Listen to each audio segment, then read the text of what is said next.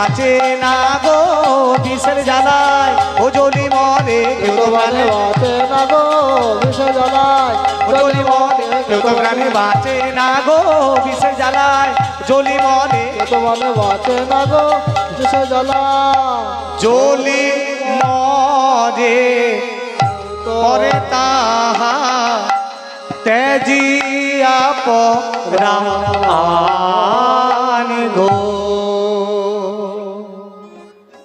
হ্যাঁ, এই যে কালিয়নাথ তাহার উপরে বাই কোন পাখি যদি উড়ে যায় পরি তাহা তেজিয়া পরাণ।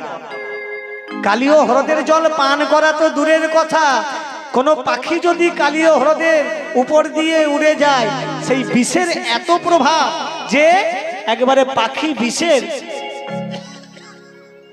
ওই বিষের জ্বালায় পাখি পর্যন্ত কালীয় হ্রদে একেবারে পড়ে যায়, তেজিয়া পরাণ মৃত্যু হয়ে পড়ে যায়। আজ গোবিন্দ আমার সেই কালীয় হ্রদের দিকে আজকে আঙ্গুল বাড়ালেন আর সখাগণ জল পান করবার জন্য অধীর হয়ে ছটপট ছটপট করতে করতে ছুটলেন। ছুটতে ছুটতে গেলেন কালীয় হ্রদের জলে। আর কালীয় হ্রদের জলে নেমে জল যখন পান করছে, মাগো বিষের ক্রিয়া শুরু করেছে। কেউ যদি বিষ খায় বিষক্রিয়া শুরু হবে কি, তাই না? কেউ যদি ভগবানের প্রসাদ খায়, প্রসাদ সেবা করে, তাহলে ভগবানের প্রসাদের সেবার কিন্তু গুণ আছে। জয় রাধে। কেউ যদি বিষ খায় বিষক্রিয়া শুরু হবে। আবার কেউ যদি বাজারে কিনে সোরা যদি পান করে, জয় রাধে, তাহলে সোরা তো সোরার কাজ করবে, তাই না? যেই জানতেই হোক আর অজান্তেই হোক আপনি যদি আগুনে হাত দেন কি হবে? আগুন যেমন আপনাকে পুড়িয়ে দেবে, তেমনি বিষ জল পান করেছে সখারা। তারা আজকে জল পান করে ওই কালীয় হ্রদের তীরে উঠে তারা ছটপট ছটপট ছটপট করতে করতে করলো কি, তারা জেনে নিল যে আমাদের মৃত্যু অবশ্যই, আমাদের মৃত্যু অবশ্যই, আমরা তো আর বাঁচব না। তাই সখাগণ করলো কি, ওই বিষের জ্বালাই ছটপট করতে করতে কালীয় হ্রদের তীরে উঠে কোন সখা গোবিন্দের চিত্র অঙ্কন করে, চিত্র অঙ্কন করে ওই গোবিন্দের বদনে বদন দিয়ে, বদন দিয়ে আবার কোন সখা গোবিন্দের চরণ অঙ্কন করে, গোবিন্দের চরণ অঙ্কন করে সেই চরণে মাথা দিয়ে ছটপট ছটপট করিতে করিতে কাঁদে।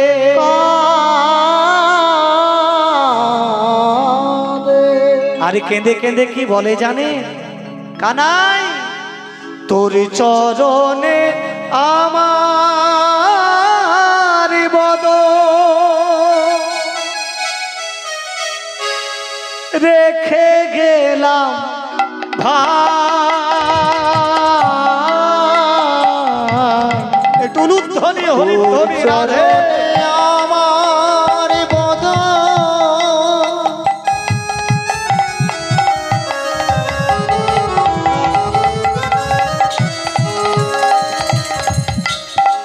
রেখে গেলাম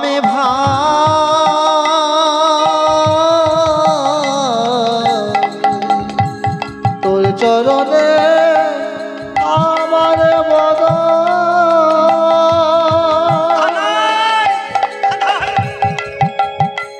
পরে কানাই রে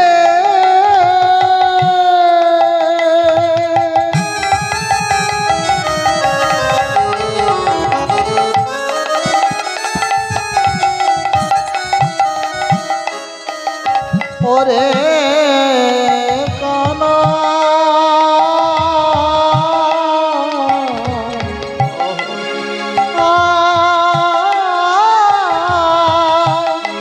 প্রাণের কানাই রে তোর চরণে আমার বদন আর রেখে গেলাম ভাই।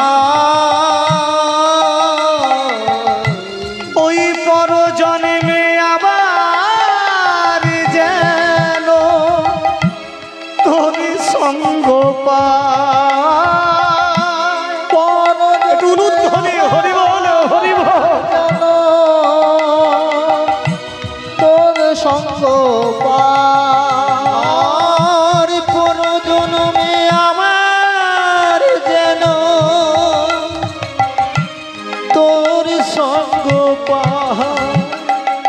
এই নিবেদন জানিয়ে রাখলাম, আমি এই নিবেদন জানিয়ে রাখলাম, পরের জন্মে যেন তোকে পাইরে।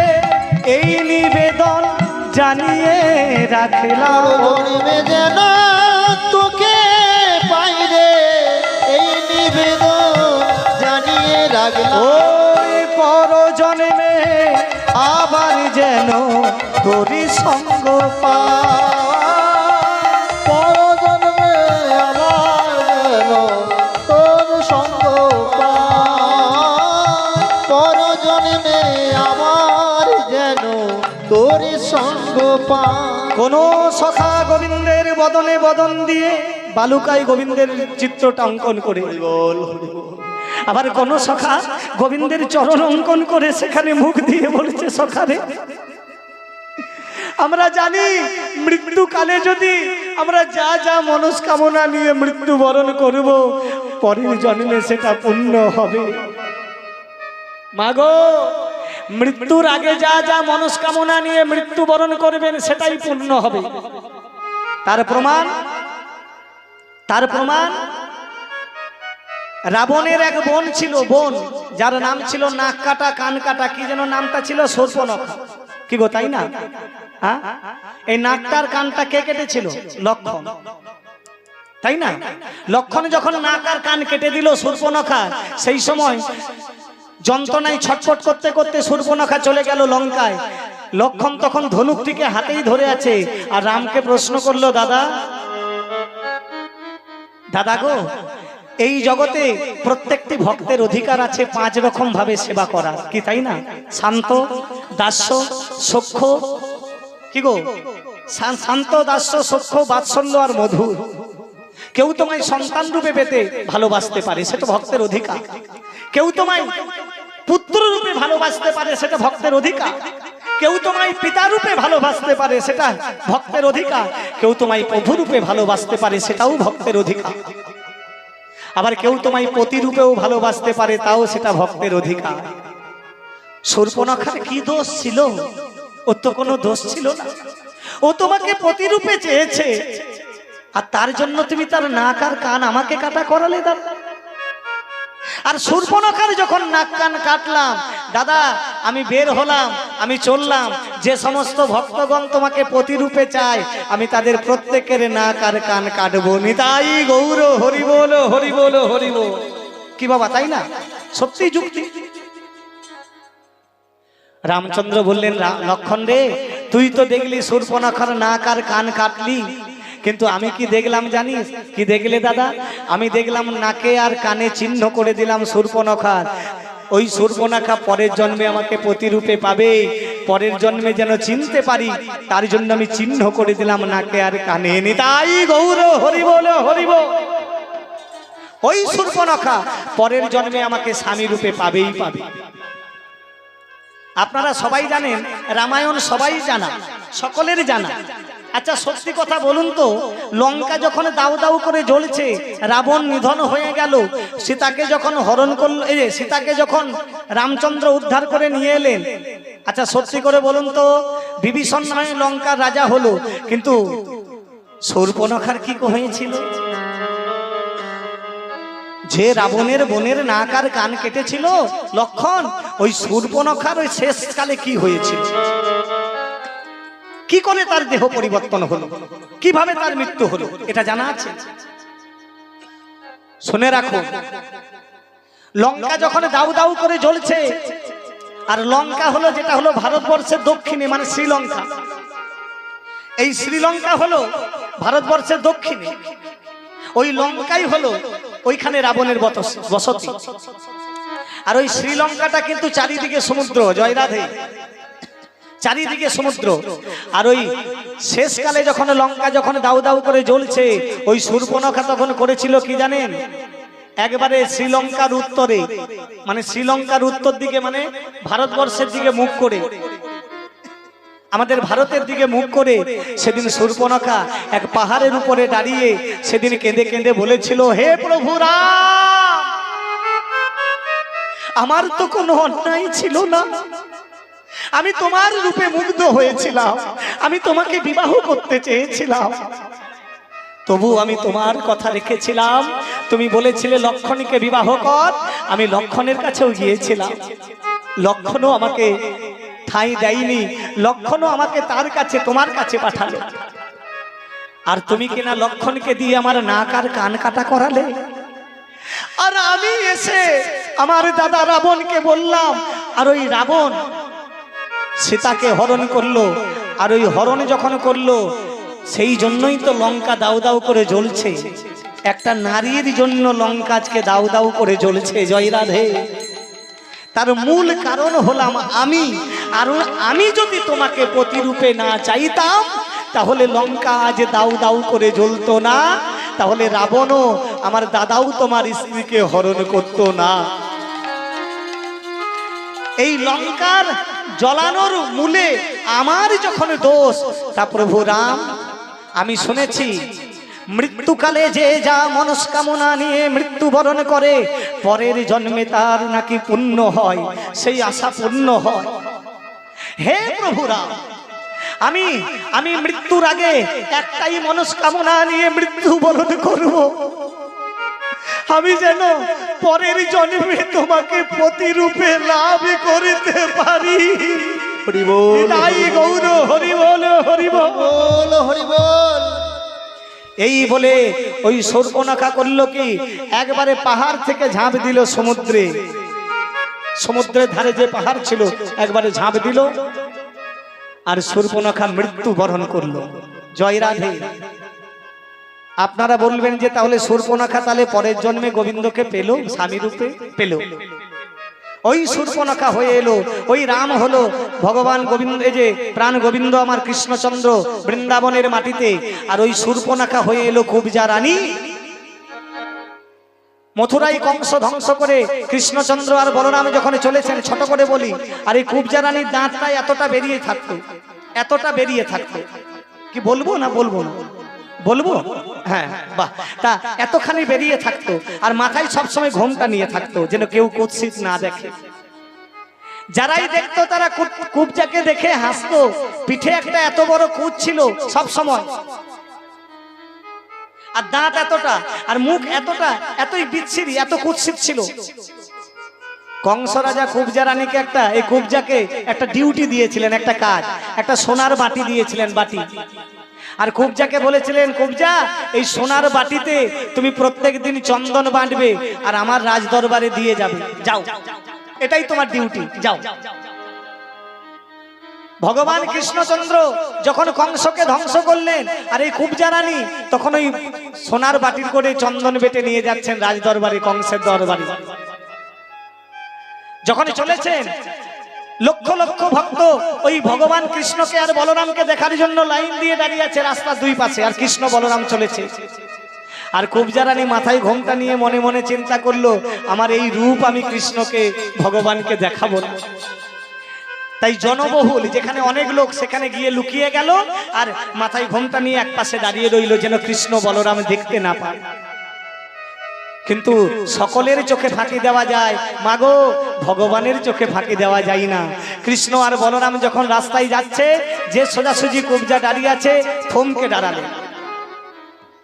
ও সুন্দরী, ও সুন্দরী, ও সুন্দরী। কুবজা রানী মনে করছে অন্য কাউকে ডাকছে, কিন্তু ভগবান কুবজা রানীকে ডাকছেন, ও সুন্দরী, ও সুন্দরী বলি। কুবজা রানী, ও কুবজা সুন্দরী। যেই বলেছে কুবজা সুন্দরী, কুবজা রানী ঘোমটাটা উঠিয়ে দিয়ে বলল, গোবিন্দ, এই জগতে আমাকে সবাই কুৎসিত বলে, সবাই অট্টহাস্য করে, কিন্তু আমি কারো কথাই কিছু মনে করি না। কেন জানো?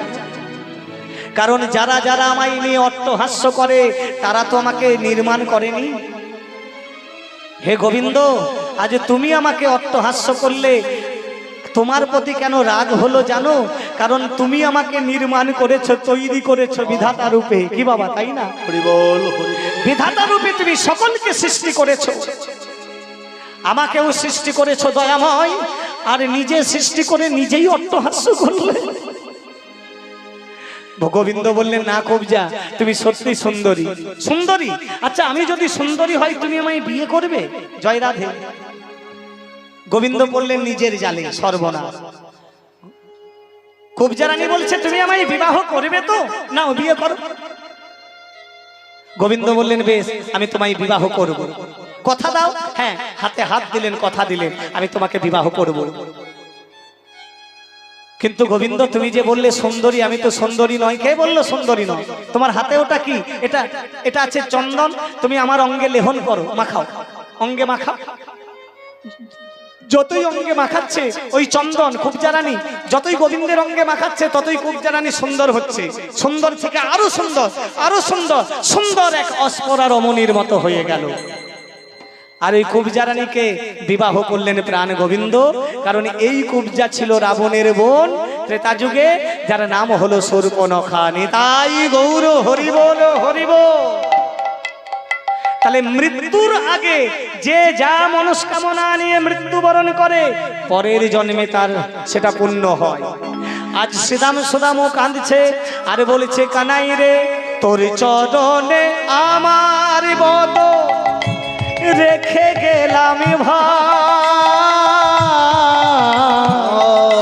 তোর চরণে আমার বদ রেখে গেলাম ভাই, ওই পরজন্মে আবার যেন তোর সঙ্গ পাই। উলুধ্বনি হরিব। জন্মে আমার যেন তোর সঙ্গ পাই, পর জন্মে আবার যেন তোর সঙ্গ পাই। মৃত্যুর আগে মনস্কামনা করলো কানাই, আমরা যেন পরের জন্মে তোর সঙ্গ পাই। মাগো, যেই বলেছে সখাগণ সবাই সবাই কিন্তু অচৈতন্য হয়ে পড়ে গেল। কিন্তু মা, যে পাঠালো জলপান করতে সেও তো চিন্তিত। শ্রীদাম সুদাম তো এখনো এলো না।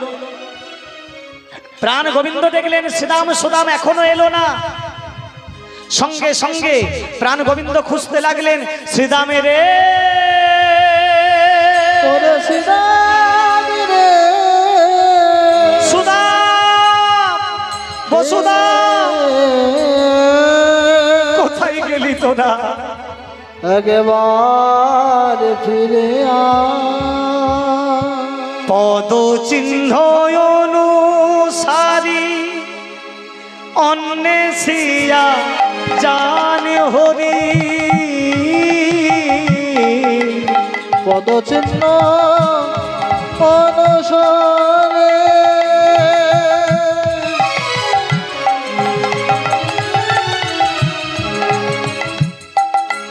অন্বেষিয়া জানে হরি,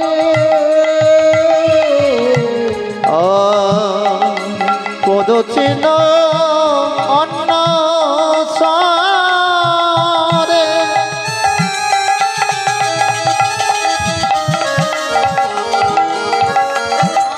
আর কিনি চরণদান করে, ওরে পদ চিহ্ন অনুসারী, সখাদের চরণ চিহ্ন দেখতে দেখতে যাচ্ছে। অন্বেষিয়া মানে অন্বেষণ, খুঁজতে খুঁজতে যাচ্ছে। জান হরি, পদ চিহ্ন অনুসারী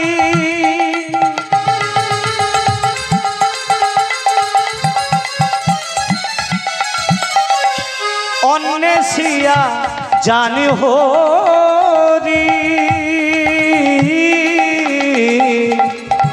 পদচিহ্ন অনুসরে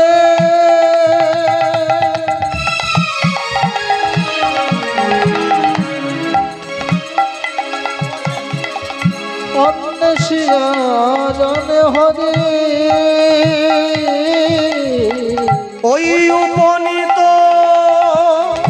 কালী হ্রদের তীরে, উপনীত কালিদহ তীরে, উপনীত কালিদহ তীরে। ভগবান সখাদের ওই যে চরণ চিহ্ন অনুসরণ করতে করতে যমুনার জলে, এই যে যমুনার বালুকায় ওই যে চরণ চিহ্ন অনুসরণ করতে করতে গোবিন্দ খুঁজতে খুঁজতে উপস্থিত হলেন কোথায়? কালীয় হ্রদের তীরে। আর এসে দেখলেন কি দেখলেন? দেখেন রাখালো সব পড়ে আছে হয়ে সব, দেখে রাখালে গণস পড়ে আছে আমার।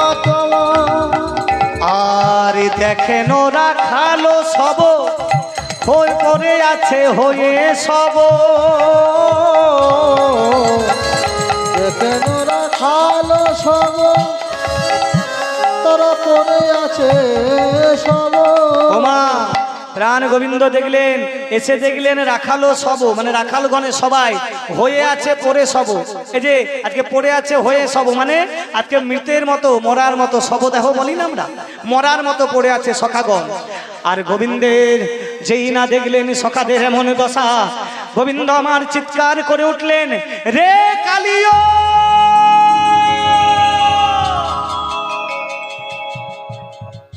তুই আমার সখাদের এমন করে প্রাণ নিলি, আজ তুই যদি আমাকে কিছু করতিস আমি তোকে কিছু করতাম না রে। তুই আমার সখাদের, তুই জানিস না আমি মা, আমি দেবীরাজ ইন্দ্রের বজ্রের আঘাতে তাও সইতে পারি, তাও সইতে পারে। মহাদেবের ত্রিশূলের আঘাত তাও সইতে পারি, সইতে পারি। মহামায়ার খড়গের আঘাত আমি সইতে পারি, সইতে পারি। কিন্তু ভক্তের আঘাত সইতে নারী।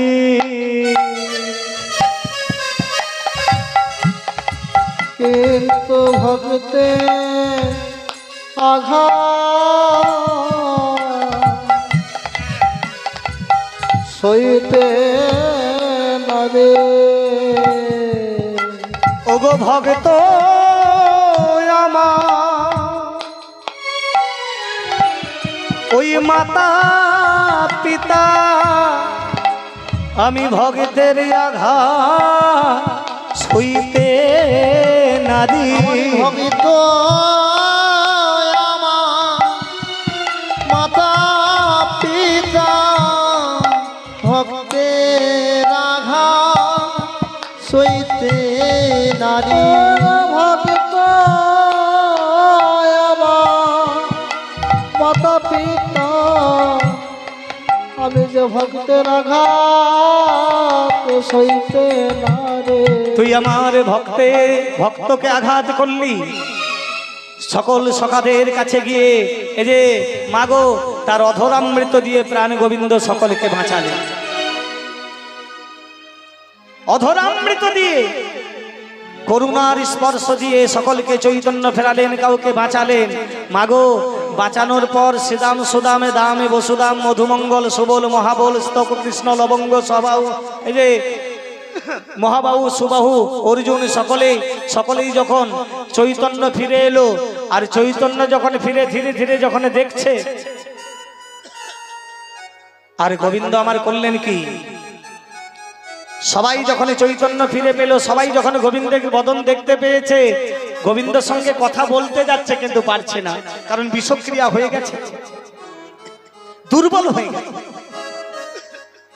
তাই কি করেছে আজকে, কি করেছে, যেই গোবিন্দ দেখলেন সবাই আমার বেঁচে গেল, এবার কি করলেন, ঘনমালি সাথে মারি, এই যে গোবিন্দ আমার করলেন কি, কদম্ব তরুর মূলে ওই ছুটেও এসে এই যে কি করলেন, আজকে মল্লার এই যে ঘনমাল সাজ দেখবেন, ওই যারা কুস্তি লড়ে না, কুস্তি, হ্যাঁ যারা কুস্তি লড়ে আপনারা দেখে থাকবেন, দেখবেন ওই যে মালসাট, এই যে বলে না পলোয়ানটা করে না, আজকে গোবিন্দ আমার তেমন ভাবে আজকে ঘন মাল সাট মেরে, এই যে হ্যাঁ জোরে কালিও, আজকে আমি তোকে দেখে নিচ্ছি, চলে আয় এই যে ঘনমাল সাট মারি, আর আজ ঘনমাল সাট মারি, ঘনমালে সাথে মারি, আমাদেরও প্রাণের হরি, গণমালি সাথে মারি আমাদেরও পৌর হরি, গণমালি সাথে মারি আমাদেরও প্রাণ হরি। ওই উঠিল সেই কদম্ব বৃক্ষেতে, উঠিল কদম্বের বৃক্ষেতে, উঠিল যে কদম্ব বৃক্ষেতে। আর কদম্ব বৃক্ষের ডালে উঠে ওই কদম্ব বৃক্ষ থেকে মারলো ঝাঁপ। আরে যেই ঝাঁপ মারলো গোবিন্দ শ্রীদাম সুদামে দেখছে আর বলতে যাচ্ছে, কানাই যাস না, যাস না কানাই। সবাই দেখলো গোবিন্দ ঝাঁপ দিয়ে দিল ওই ও কালীয় হ্রদের জলে। ওই শ্রীদাম সুদাম তারা একে অপরকে জড়িয়ে ধরে কাঁদছে, গোবিন্দ আমার ঝাঁপ দিয়েছে এই যে কালীয় হ্রদের জলে। ঝাঁপ যখন দিয়েছে মা, শাস্ত্রে বলল গোবিন্দ যে ঝাঁপ দিলেন ওই কালীয় হ্রদের জল এত দূর পর্যন্ত উঠলো, মানে 200 হাত প্রকল্প। এই যে বাবা সরে যাও, ওখান থেকে সরো, এত ডিস্টার্ব কেন করছো? তুমি খেলছো খেলো, এমন ডিস্টার্ব করো না। 200 হাত উঠলো, 200 হাত জল প্রকল্পিত হয়েছে। আর জল যখন প্রকল্পিত হলো আর গোবিন্দ ঝাঁপ যখন দিলেন, গোবিন্দ একবারে চলে গেলেন কালীয় হ্রদের একবারে তলে। আর যখনই ঝাঁপ দিলেন আর এদিকে সখাগণ তখন কাঁদছেন, সখাগণ তখন কাঁদছেন, শ্রীদামে সুদামে কাঁদছেন। কি বলিয়া যাব ঘরে, কি বলিব মাতা যশোদা রে, কি বলিয়া যাব ঘরে,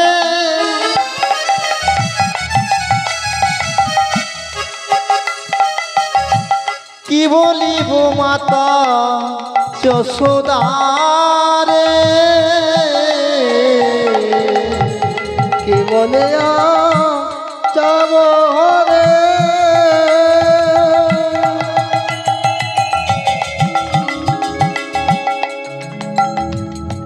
কি বলিব মাতা যশোদা রে,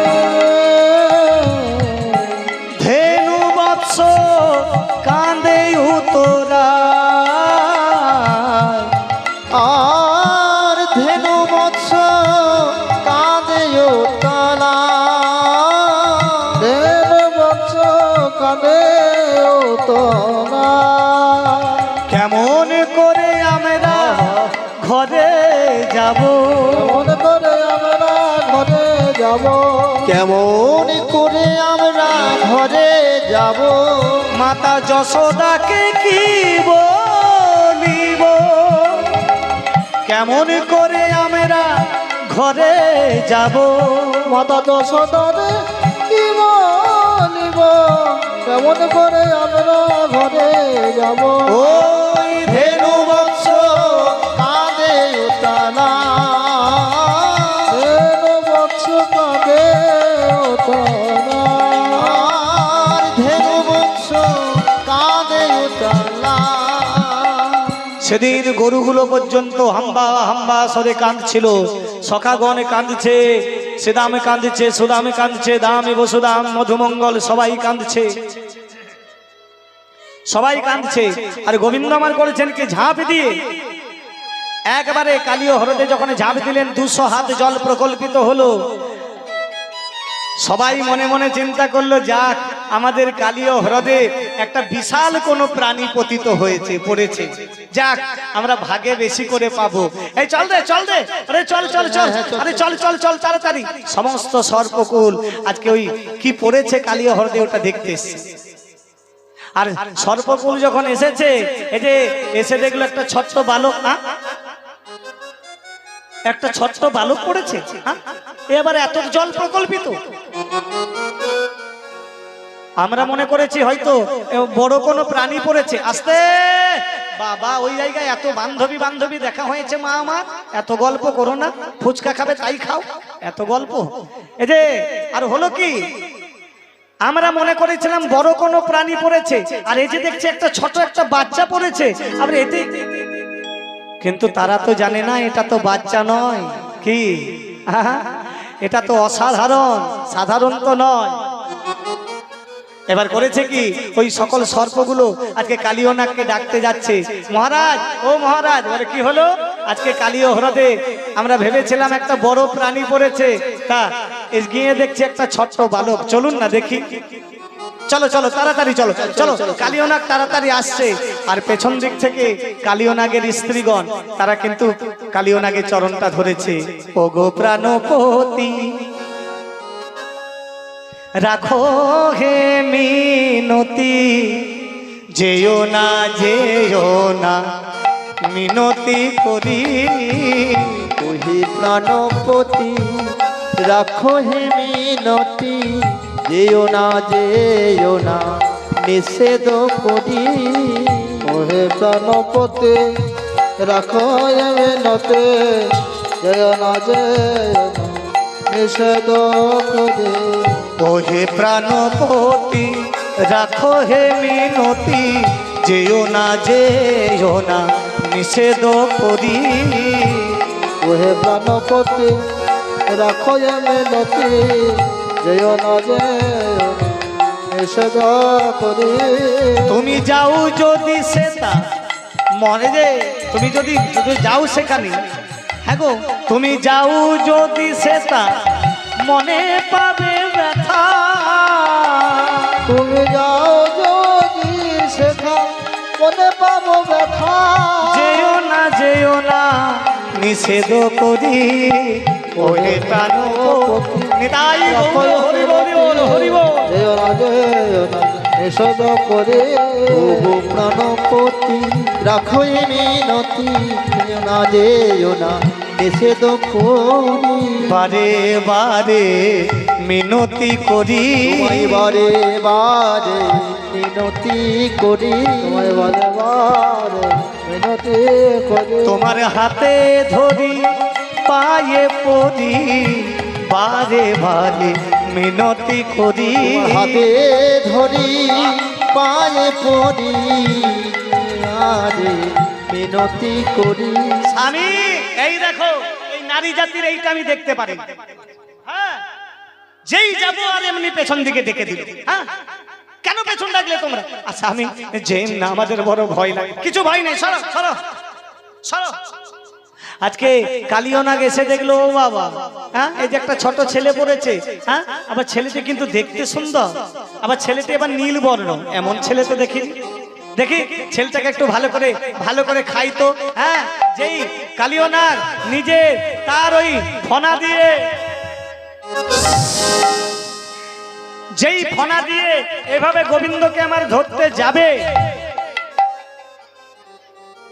গোবিন্দ আমার বারবার সরে যাচ্ছে, আর বারবার ফনা, ওই যে বারবার ফনাটা পড়ছে মা একবার নিচে, বারবার। ঠিক যেন কি মনে হয় যেন খেলে খেলে খেলে খেলে খেলে খেলে খেলে খেলে গোবিন্দকে আমার খেলে খেলে, গোবিন্দকে আমার খেলে খেলে, গোবিন্দকে আমার খেলে খেলে, গোবিন্দকে আমার খেলে খেলে। ঠিক যেন মনে হচ্ছে এই খেয়ে নিল বুঝি গোবিন্দকে। কিন্তু গোবিন্দ আমার কালীয় নাগের সঙ্গে কি করছেন যেন খেলে খেলে খেলে খেলে খেলে খেলে খেলে খেলে খেলে খেলে, গোবিন্দ আমার খেলে খেলে, গোবিন্দ আমার খেলে। মানে গোবিন্দ করছে কি খেলছে। কালীয় নাগের জন্য একবার বলছে ঠিক যেন মনে হচ্ছে কালীয় নাগ গোবিন্দকে এই খেলো, আর গোবিন্দের জন্য বলছে না না ওই গোবিন্দ আমার এমন করে কালীয় নাগের সঙ্গে ছলনা করছে যেন খেলতে খেলতে, মানে খেলতে খেলতে ছলনা করছে। বারবার বারবার প্রাণ গোবিন্দকে বারবার যখন এইভাবে যখন এই যে বারবার ফনা দিয়ে যখন আঘাত করতে যাচ্ছে, আর গোবিন্দ সরে সরে যাচ্ছে, বারবার বারবার যখন এইভাবে কতক্ষণ করবে কালীয় না, অবশেষে ক্লান্ত হয়ে গেল। ক্লান্ত যখন হয়ে গেল কালিও নাগ, আর গোবিন্দ আমার করলেন কি, বলে কালিও এইবার আমি তোমায় সুযোগ পেয়েছি। কি করলেন, এক লাফ দিয়ে গোবিন্দ আমার উঠলেন কালিও নাগের মাথায়। আর কালিও নাগের মাথাতে যখন উঠলেন, আজি ফনাতে ফনাতে দমন করি, হরি বল হরি বল, নাতে দমন করি, ফনাতে ফনাতে দমন করে, ফনাতে ফনাতে দমন করি। মাগো কালিও নাগকে যখন ফনাতে ফনাতে, এই যে কালিও নাগকে যখন ফনাতে ফনাতে দমন করছেন, এই যে, আর কালিও নাগের অনেকগুলো মুখ ছিল তো, প্রত্যেকটা ফনাতে ফনাতে, আর কালিও নাগের মাথায় যে রয়েছে মণি, সেই মণিগুলো ঝরে ঝরে পড়ছে।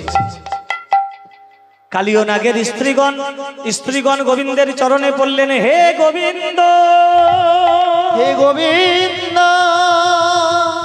আমাদের স্বামীকে যেন তুমি নিধন করো না, নিধন করো না। গোবিন্দ বললেন, আমি তোমাদের স্বামীকে মেরে ফেলবো, নিধনই করব না। না গোবিন্দ, তুমি আমাদের স্বামীকে মেরো না গোবিন্দ, স্মৃতির সিঁদুর চলে যাবে দয়াময়। তাহলে কি করব, তুমি দমন করো, দমন করো, যেন আমার স্বামী আর কোনোদিন এমন এহেন কাজ যেন না করে, তাই তুমি দমন করো। ওমা, ওই কালিও হ্রদের তীরে যে সাপটা ছিল, ওটা কি আদৌ সাপ? কি আদৌ সাপ? আরে বাবা না না, সাপ কেন হবে, ওই কালিও নাগ হলাম প্রত্যেকে আমরা একটা করে, প্রত্যেকে হলাম আমরা কালিও নাগ। আপনারা বলবেন সাপ, কালিও নাগের বা সাপের দুই গালে বিষের থলি থাকে, আমাদের বিষের থলি কোথায়? কে বললো নেই? আমাদেরও প্রত্যেকের বিষের থলি আছে, একটা হলো মিথ্যা কথা আর একটা হলো মন্দ বাক্য। কি বিষের থেকে কোনো অংশে কম আছে বাবা? কি হ্যাঁ, বাড়ি থেকে ফোন করছে, কোথায় আছিস? হ্যালো, এই তো আছি বাড়ির কাছে। হ্যাঁ, ছেলে তখন বহরমপুরে সিনেমা দেখছে, জয় রাধে। হ্যাঁ তাই না, মেয়ে কলেজ যাব বলে ঘুরতে গিয়েছে, আর এদিকে মা বাবা ফোন করছে, কোথায় আছিস মা? এই তো মা কলেজে ক্লাস করছি। আর মেয়ে তখন ফুচকা খাচ্ছে বড়াই বয়ফ্রেন্ডের সঙ্গে। নিতাই গৌর হরি বলো হরি বলো। হ্যাঁ, একটা হলো মিথ্যা কথা আর একটা হলো মন্দ বাক্য, এগুলো বিষের থেকে কোনো অংশে কম নয়। আর কামনারূপী কালিওকে দমন করাটাই হলো তো কামরূপী কালিও দমন। আমাদের কামনারূপী কালিও নাগকে দমন করাটাই হলো কামরূপী কালিও দমন। তাই কালিও নাগের স্ত্রীগণ বলছে, তুমি দমন করো, মেরো না, নিধন করো না। আচ্ছা, তোমাদের স্বামীকে যদি আমি যদি না মারি, আমি যদি দমন করি, তাহলে তোমরা কি দেবে? সঙ্গে সঙ্গে কালিও নাগের স্ত্রীগণ করলেন কি, তাদের কাছে ছিল কৌস্তব মণি, ওই কৌস্তব মণিটা গোবিন্দের গলাতে পরিয়ে দিলেন। গোবিন্দ, এই কৌস্তব মণিটা তুমি তোমার কণ্ঠে নাও। আর এই কৌস্তব মণির একটা নিয়ম ছিল, সূর্যের মতো জল জল জল জল করে জ্বলবে, জল জল করে জ্বলবে। গোবিন্দের বর্ণটা ছিল নীল, আর কৌস্তব মণি যখন বক্ষের কাছে ঝুলতো, তখন মনে হতো যেন একটা নীল, এই যে নীল আকাশে সূর্য জ্বলছে। হ্যাঁ, তোমাকে এটা উপহার দিলাম। কিন্তু মাগো, এদিকে তো গোবিন্দ আমার দমন করছেন, কিন্তু ওপরে কি হচ্ছে? কি হচ্ছে? সখাগণে যখন কাঁদছেন, গরুগুলো যখন কাঁদছে, গরুগুলো যখন কাঁদছে, আর এদিকে তখন কুটিলা কিন্তু খবর পেয়ে গেছে।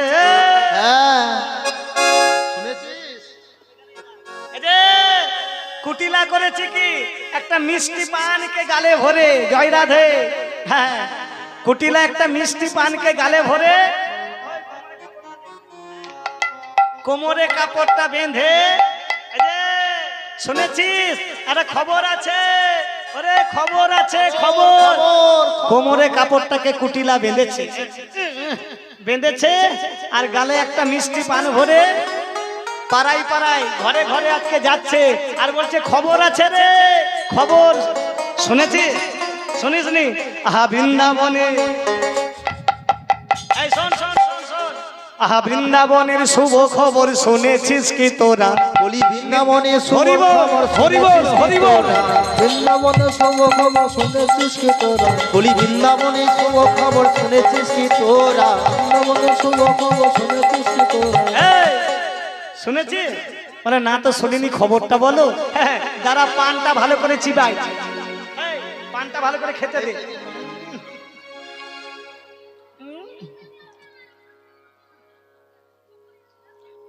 আগো বলো গো, পানটা হ্যাঁ বলি তো। ওরে জলে ডুবে মরে গেছে নন্দের কেলে ছোড়া। হরি বল, হরি বল। নন্দের কেলো ছোরা জলে ডুবে মরে গেছে নন্দের কেলে ছোরা জলে ডুবে মরে গেছে নন্দের কেলে ছোরা বলি আর চিন্তা নাই গো, আর চিন্তা নাই। আর চিন্তা নাই গো আর চিন্তা না আর চিন্তা নাই গো আর চিন্তা ওই জলে ডুবে মরে গেছে আর চিন্তা নাই। ডুবে মারা গেছে আর চিন্তা না ওরে জলে ডুবে মারা গেছে নন্দের কেলে ছোড়া। জলে ডুবে মরে নিতাই গেছে গৌর হরি বল। যেই কুটিলা পাড়াই পাড়াই ঘরে ঘরে বলে বেড়াচ্ছে, কোমরে কাপড় বেঁধে আর মুখে একটা মিষ্টি পান ভরে, যে জলে ডুবে মরে গেছে নন্দের কেলে ছোড়া। রাধারানী শুনেছে প্রাণনা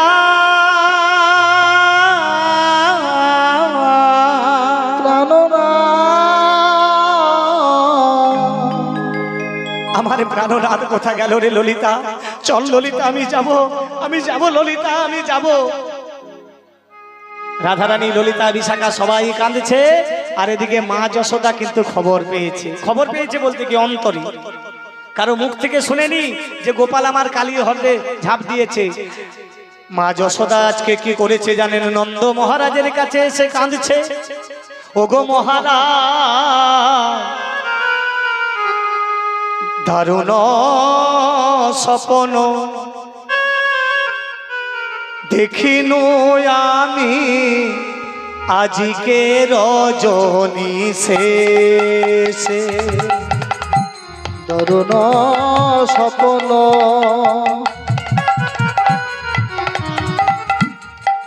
দেখিলাম আমি আজকে রজনী শেষে। আহ দারুণ স্বপ্ন দেখিন আমি আজকে রজনী শেষে। দেখলাম আমার গোপালে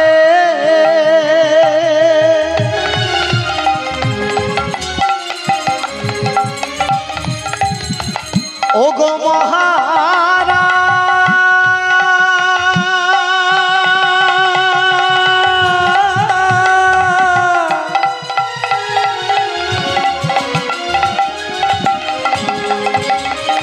ও গো মহারা,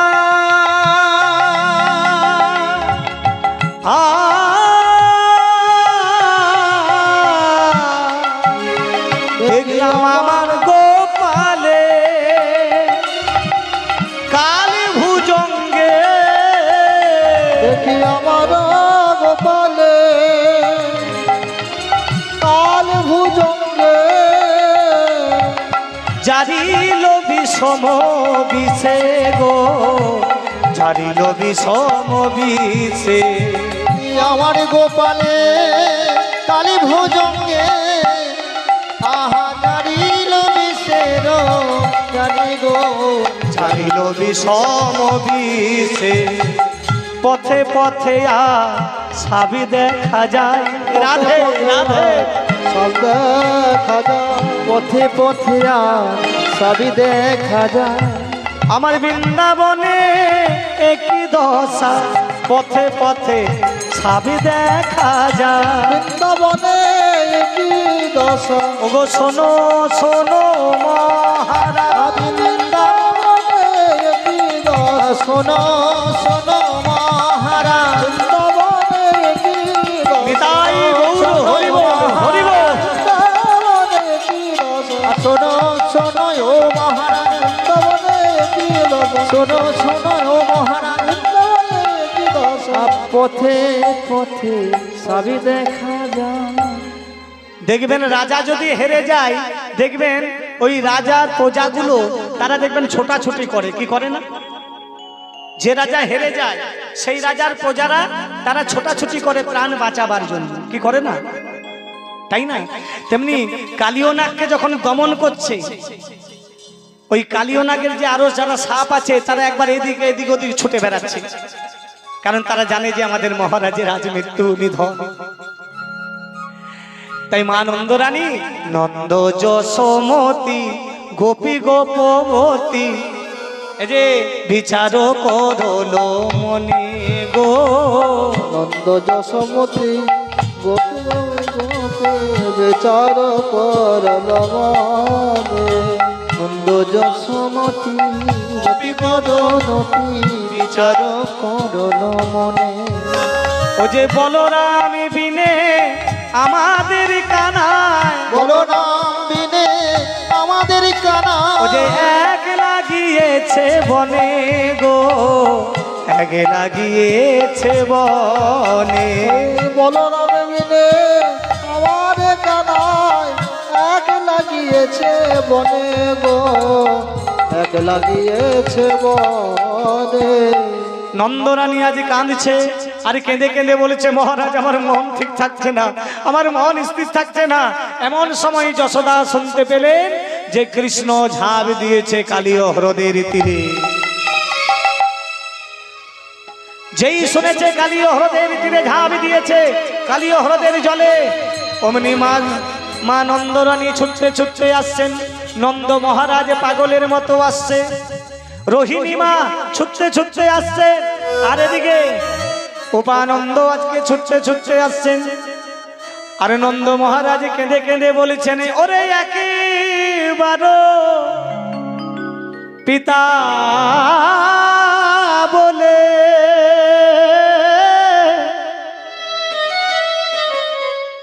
ওরে দে আই রে, ওরে আমার কোলে। একটু জোরে অলুধ্বনি করবেন হরিব। গোপালে রে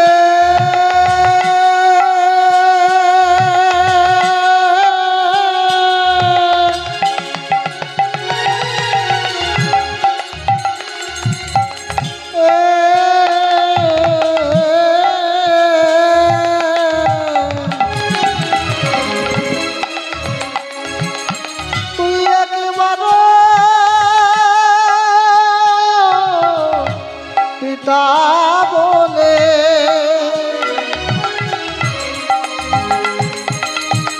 একবার ধেয়ে যাই রে আমার কোলে, তোরে না দেখিয়া